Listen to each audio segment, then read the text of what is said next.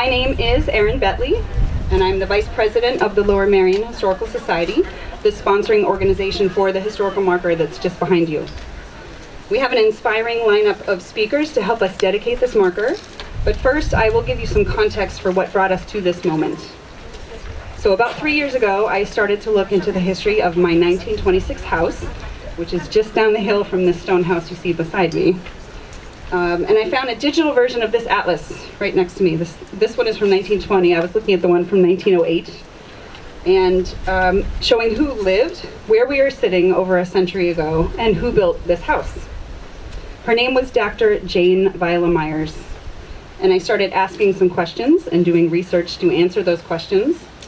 And now we are unveiling a Pennsylvania historical marker with her name, along with the names of her sister. Her sister, Dr. Hannah E. Longshore, her niece, Lucretia Longshore Blankenberg, and her niece's husband, Mayor Rudolph Blankenberg. As you can see from the marker text in your program, and if you didn't get one, there are some over on the table, or you can scan to get a digital version. They were all members of a most remarkable family in so many ways. They called this place home for over 30 years, when it was the family's country retreat from busy careers and activism in Philadelphia. We are here today because the people who lived here and walked this land made tremendously important contributions to the world we now live in, and their work deserves recognition. They dedicated their lives to bringing about the things we take for granted. Women being able to vote, being able to own property, pursuing medicine as a career, being involved in decision-making and good governance in their communities, cities, and beyond. These things should be recognized and celebrated.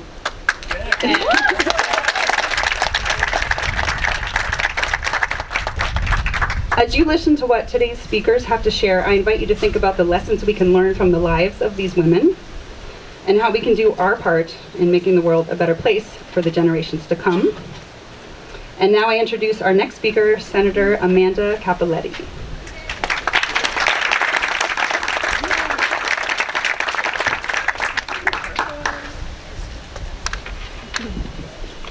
Thank you and good afternoon, everyone. I'm State Senator Amanda Cappelletti, and I have the privilege and honor of representing this community in Harrisburg.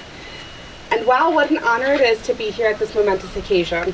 Because as a woman in politics and a woman in governance, I'm only here because of the work of Idenlea, of the women who lived here, Dr. Hannah Longshore, her sister, and her nieces. As the mother of a 17 or 18-month-old little girl, oh my gosh, I think about the world that she's going to inherit and the work that she's going to have to do to make sure that the world stays a welcoming place. And I think about the shoulders of giants that she will be standing on. These are the women whose shoulders I stand on, and one day I hope she stands on mine to make it just a little bit better and a little bit further in this world. Where we live down here in the southeast of Pennsylvania is truly the cradle of liberty, and we have so much rich and wonderful history. So I thank the Historical Society for finding out everything that they can about every little inch here and finding ways to celebrate those little moments of history, those people who have gotten us that much further in life. I thank the Historical Commission, the Pennsylvania Historical Commission, am I saying that right? Historical and Museum Commission, for being a part of this and helping make sure that we can honor and commemorate all of the people who lived before us and the work that they did to bring us to where we are today. And with that, I would like to introduce Jennifer Robinson from the Preservation Board at the Pennsylvania Historical and Museum Commission.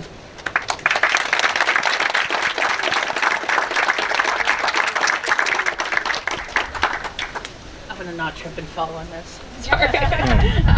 Thank you so much. Greetings to all of you on behalf of Governor Josh Shapiro and the members and staff of the Pennsylvania Historical and Museum Commission, the Commonwealth's official history agency. I'm Jennifer Robinson, Vice Chair of the Pennsylvania Historical and Museum Commission's State Review Board, and also Director of Preservation Services at the Preservation Alliance for Greater Philadelphia. I want to congratulate you on dedicating today the newest of nearly 2,600 historical markers that have been erected across the state. These markers chronicle the people, places, and events that have made this Commonwealth notable. The Historical Marker Program, which had its beginnings in 1946, is now one of the most popular programs of the Historical and Museum Commission. Each marker establishes an important link to the past. It is my hope that this marker will not be the end of the story, but will instead provide encouragement for further study and discussion. Historical markers speak to us and to future generations about labor and military history, the history of government and politics, African Americans, artists, performers, education, science and medicine, the environment, Native Americans, outstanding women, as we are here today, and so much more. These single threads are woven into the great tapestry, which is our rich and diverse heritage. I know I speak on behalf of our commissioners and our staff when I extend my appreciation to Erin and the Lower Merion Historical Society for all of your work in getting to today and this wonderful event. Thank you so much.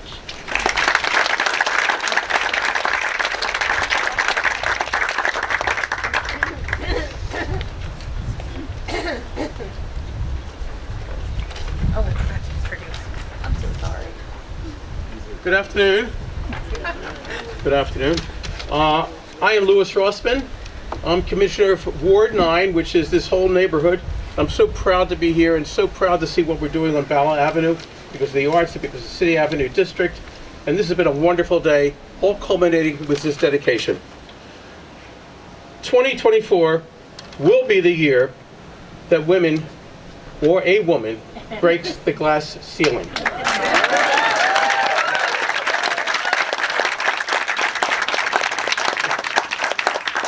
Here in Bala Cynwyd, because of Erin's hard work, she's pointed to us that women broke the glass ceiling 150 years ago in Bala Cynwyd. During an era of reform in 1848, there was the first Women's Rights Convention in Seneca Falls, New York. The convention declared that all men and women are created equal, 100 years after our Constitution. This convention asserted women's rights to education and profession. Just 2 years after that, a group of Quakers and non-Quaker activists, including Dr. Joseph Longshore, founded the Women's Medical College. The first graduates included his sisters-in-law, Anna Longshore and Hannah Myers Longshore. Hannah Myers Longshore grew up to become Philadelphia's first woman physician, and her sister was the second. Lecturing on topics such as sexual health, she maintained to practice for 40 years. Can you imagine in the 1800s, sexual health? And some of the stories are incredible of what was thrown at her. But it's said that she would make house calls and attend to emergencies on horseback, tearing through the streets of Philadelphia, probably creating even more medical problems that she had to take care of in the end. After developing one of the largest practices in all of Philadelphia, Longshore and her sister, Dr. Myers, both retired from their extensive medical practice to Idenlea, a parcel of land in Bala Cynwyd, where they spent years advocating for social causes. Longshore's daughter, Lucretia Blankenberg, named for Lucretia Mott, grew hugely influential in the 19th century and early 20th century for her work on women's rights, suffrage, as well as civic reform. Her husband, as you were told, was mayor of Philadelphia. This is an incredible family, steeped in history, influence, and change for women. The family was involved in anti-slavery society, the Underground Railroad, Pennsylvania Women's Suffrage Association, as well as several guilds and clubs of women's rights activists. They befriended famous activists for abolition and women's rights like Lucretia Mott, Frederick Douglass, and Susan B. Anthony. Personally, I feel like I have so many attachments to this woman. I was born in Cheltenham, on the other side of the world. I was reminded of the history and legends of Lucretia Mott with areas and streets and neighborhoods named for her. In addition, my pediatrician and later physician was a woman. She was a graduate of Women's Medical College. And years later, I had the privilege to join Dr. Lee Winston on staff at Women's Medical College. I felt this was the best teaching hospital in the entire Philadelphia area, and I'm a witness to it. It was an unbelievable center for learning and education and caring for people. This historic marker will remind us of their accomplishments and remind us of our neighborhood that stands today as a keystone. Our neighborhood of Bala Cynwyd stands as a keystone for women's rights and progressive thinking. Thank you. I'd like to introduce Dr. Stephen Peitzman. And I am told he is a Renaissance man. Yes, he is. There he is. The legend, Dr. Stephen Peitzman. Thank you. Good afternoon. I'm Stephen Peitzman, as already mentioned. I was on the staff and faculty many years at the coeducational continuation of Women's Medical College of Pennsylvania, which was a wonderful place to work. And it was just a great pleasure to hear Commissioner Rossman offer a tribute to that school and hospital. I also want to thank Erin for doing all the work and becoming besotted with this family and getting the work done to make them known. And a lot of the work, I think Erin referred to looking at some atlas, which I love to do. I'm now in partial retirement as a fervid building hugger and nominator of buildings, particularly in Germantown and East Falls. But Erin looked at an atlas and questions came to her mind. And when questions arise about early women physicians in America, the place to go is the archives and special collections of what is now Drexel University, but goes back to the Medical College of Pennsylvania years. The largest collection undoubtedly in the country and probably in the world, centered on the history of women in medicine. Not just the archives of MCP, Women's Med, and Hahnemann Medical College. That's a long story, not for today. But really many other organizations and individual women physicians' papers. And I love the plaque program of PHMC. By the way, I don't even know if Jennifer would have any reason to know this, but I'm a PHMC volunteer, kind of a former volunteer for a few years. I was an explainer docent at the Railroad Museum of Pennsylvania for quite some time, and I hope to maybe get back to that. Anyway, Erin asked me to kind of reflect on some of the context of these remarkable early women physicians, really the first generation of MD-trained women physicians in the United States. And a text that really amounted to a period of what has been called romantic reform, when all ideas were on the table, some of them more noble than others, but we're going to reflect on those that were so positive.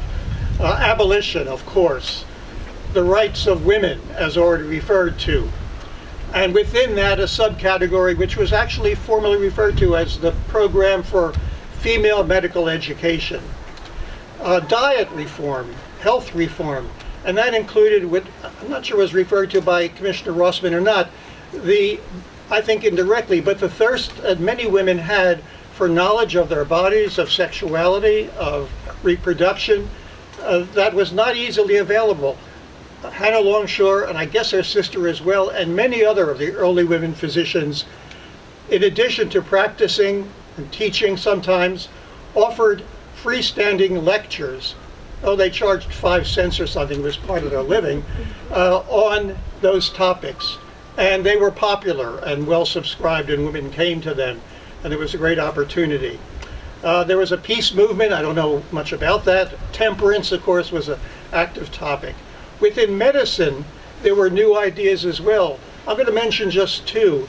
Coming out of Paris was a major rethinking of what disease is and where it sits. An understanding done mainly through autopsy that serious diseases often had a site within the body. The pathology basis, which is still a guiding force and constant in medical practice. The other was homeopathy, getting back to Hahnemann, something which was at the time and since scoffed at, but was a reform idea in therapeutics. And interestingly, those two reform movements in medicine were at opposite poles.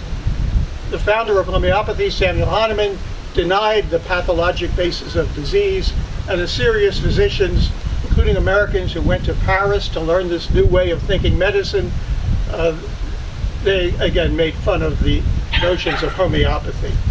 Other contexts of the women we're celebrating today: Quakerism and Philadelphia. You can't separate those two. Women's Medical College, most of its teachers and board members in its early decades were Quakers, who of course did demonstrate perhaps the most progressive, enlightened attitudes concerning abolition and women's opportunities. And I also want to mention, which has been mentioned, of course, necessarily, family. This period of time, the period of reform and since, allows historians to identify reformed families, and certainly the Myers, Longshores represent that very well, but also thinking about the daring that these young, relatively young women demonstrated in going out to practice, to learn and practice medicine. Even learning physiology was an unusual heterodox activity. Teaching it, the men faculty at the early women's or female medical college were also scoffed and ridiculed for the shame of teaching physiology and anatomy to women, much less producing women physicians who would be the competitors of the men physicians. But family was, again, for women doing a new thing like that and risking their ways of being looked upon as women and as individuals, you needed the support of helpful families. So there was a context, there were several contexts for, it wasn't an accident that both in Boston and Philadelphia, the movement to train women in medicine arose, which does not subtract from the valor and the courage and the will of Hannah and Jane and their sister-in-law, who did not live here. And so they were products of a changing world, indeed, but they were also stepping forward to change the world. Thank you very much. And I'm going to now introduce a very seasoned historian, Cynthia Little, who has done interesting work in her career on the history of women in Philadelphia area, and currently sounds like myself, remains excessively busy in retirement.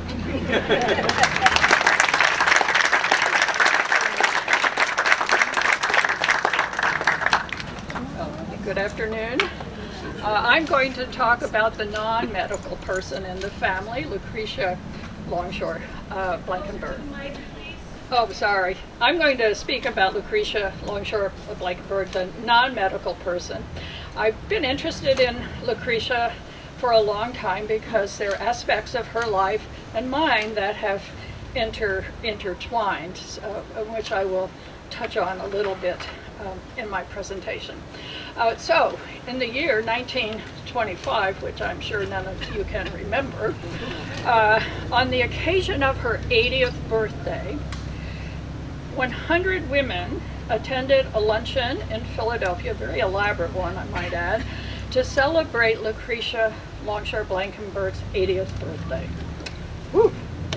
And to honor her for her many, many decades of public service. Tributes poured in from club members across Philadelphia, across the region, the state, and well beyond. So she was a woman who was not only locally important, statewide important, but nationally important in many aspects of women's history. Now, I did mention that she did not follow her mother and her aunt into medicine. She took a very different kind of path in terms of her social activism. But she was named, Steve pointed out, I think it was Steve, I'm not sure, for her activism. And in this household that she grew up in, it was steeped in progressive ideas, but particularly ideas about reform, civic involvement, and engagement, and the ways in which those things could help break some of the barriers that limit women's lives traditionally. she found a wonderful partner in her marriage to Rudolph Blankenberg, son of a German immigrant family. And they were both committed to what became a lifetime of public service and reform. Not long after their marriage, they were part of the group in Philadelphia in 1878 that organized something that still impacts us today, which was the Society for Organizing Charitable Relief. It was the first serious effort in this area to streamline and modernize charitable giving. So if you think about United Way and other similar kind of large charitable initiatives, a lot of that started with the Blankenbergs and other reformers at that time. Lucretia joined a club in 1878, a new club that came out of the Women's Pavilion of the Centennial in 1876. She joined what was called the New Century Club. Used to have a fabulous clubhouse down on 12th Street. I saw the wreckers tear it down in 1972 or 73. Very tragic, actually, because it was designed by one of the first women architects in the United States, Minerva Parker Nichols. Anyway, in the New Century Club, Lucretia found a group of women much like herself, very committed to civic reform, to progressive ideas. So they wanted a life of public service, but they also wanted personal growth and empowerment, something that most of them were not able to easily do in terms of getting higher education at that time. And all of the contacts that she made there really deepened her life in profound ways, as well as you will see the city and beyond.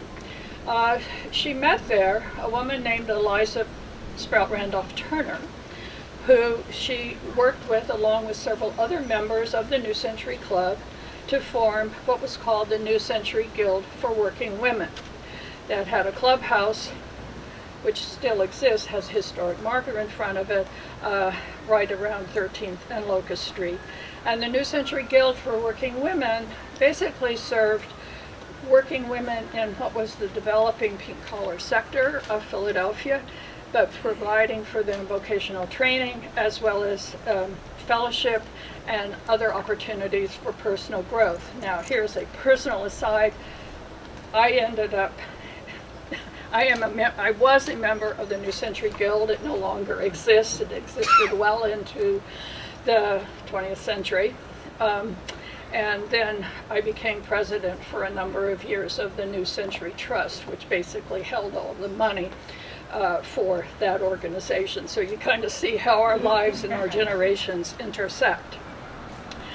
I also just will add that, and this is just kind of going back a little bit, that another intersection I have with her and with the other Longshore women has to do with abolition, because today I am president of the Pennsylvania Abolitionist Society, the oldest anti-slavery group in the world, actually. And we still exist, amazingly enough, and give money away. So all of these threads kind of come together for me. Anyway, just a few examples of some of the changes that Lucretia, her friends, her colleagues, and her husband make in Philadelphia. They are instrumental in hiring the first woman police matron, and most of this is happening in the 1880s. They are also instrumental in getting Anna Hallowell to become the first woman who is on the Board of Education in Philadelphia, again in the 1880s. They also push for having women factory inspectors. I mean, they are really kind of pushing to break certain kinds of sort of glass ceilings in municipal government. But I think the thing that really shapes a lot of her activism and her fame in her lifetime is that when in 1892, when she became president of the Pennsylvania Women's Suffrage Association, she held this very important position for 16 years, and this is a time of intense organizing across the state of Pennsylvania. She then catapults to the national level in 1908, when she becomes the Auditor General of the General Federation of Women's Clubs. And I know a lot of people say, oh, women's clubs, you know, they don't do anything. Actually, it's not true at all. They are incredibly involved with all sorts of reform across the United States, and still are. But it was her connection with suffrage in Pennsylvania, and then her role with the General Federation of Women's Clubs, that really persuaded the General Federation to take a big and somewhat risky step and to support women's suffrage.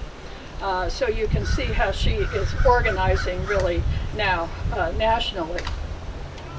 She was a longtime supporter of temperance. Apparently she could be a little rigid on that topic. She was part of the Women's Christian Temperance Union, the WCTU, which was the most radical temperance group. And later in her life, like people like Jane Addams and other activist women, she became quite a vocal advocate during World War I for world peace. Not a real popular position. And of course, during her husband's 4-year term as mayor of Philadelphia, she, her friends, their colleagues, their family members put into place even more reforms and kind of visions of how the city could be in terms of a place to live. You know, it was kind of the classic progressive period. So when people look back on her, how is she described? Well, she was definitely energetic. Never ran out of energy. She was a consummate networker, hard worker, very dependable, but she also was prickly.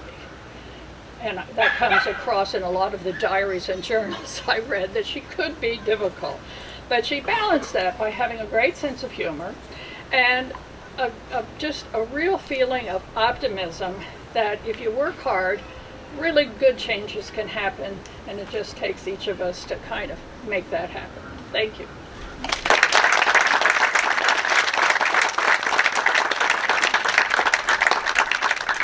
Take a minute to thank our incredible speakers for giving us context for these women and their family and the time and the changes that they made. So I just want to take a moment to thank everyone.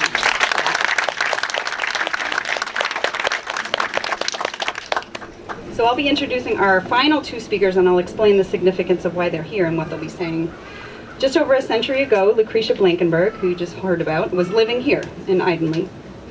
And she decided she wanted to get back into the mix of activism in Philadelphia after mourning the loss of her husband and her aunt. So she sold this estate, which at the time was over 3 acres of beautiful hilltop property. She sold them to a developer, which is why I have a house behind here. And so he built all the commercial property that's on Bala Ave from Pescator all the way down, and my neighborhood on Kinwood Road behind us. She used the proceeds of this sale to endow 2 memorial medical scholarships at Bryn Mawr College in the name of her mother and her aunt for women planning to study medicine. These 2 scholarships have supported the careers of women in medicine to this very day, over 170 years after the first women physicians received their medical degrees. One of the women who received this scholarship is Dr. Elsa Grace Giardina. She retired from a distinguished 55-year career in medicine at Columbia University Medical Center. She is no longer able to travel. And so the next generation of women in medicine will be reading her statement about the difference that this scholarship made in her life. So I'm honored to welcome Bryn Mawr College senior Aishana Babo and Temple University School of Medicine student Marcia Manzoni.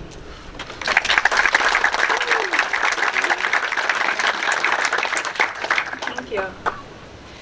When I was a student at Bryn Mawr College from 1957 to 1961, there was a limit on the number of women admitted to most medical schools, usually about 10%. When accepted to the New York Medical College, I was thrilled to realize my aspiration to become a physician would be realized.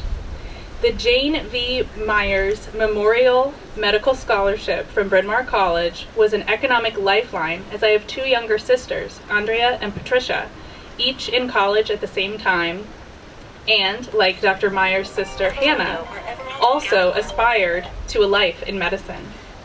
The 3 of us all attended New York Medical College and have enjoyed long, fulfilling, and stimulating careers. For my part, I just retired in July 2024 after 55 years at Columbia University Vagelos College of Physicians and Surgeons, where I had an academic career as a cardiology physician scientist and educator, and was professor of medicine. Among the highlights of my career was to found the multidisciplinary Center for Women's Health in 1996, the first of its kind in New York City. I also trained in clinical pharmacology and have an MS degree from the Institute of Human Nutrition at Columbia.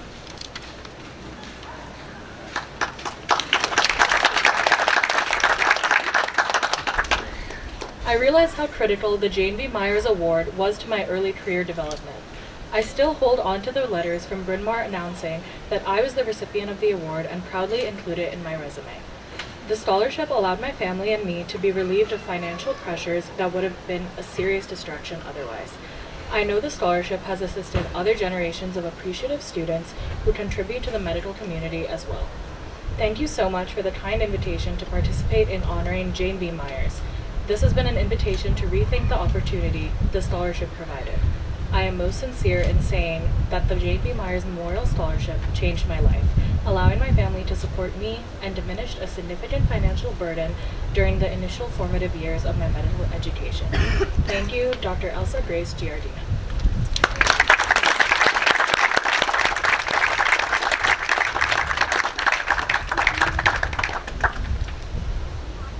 We're almost done.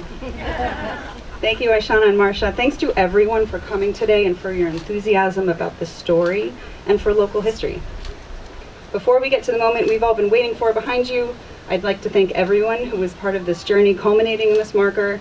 Many of you here in the audience, as I look around, I see a lot of familiar faces, and I'm so grateful.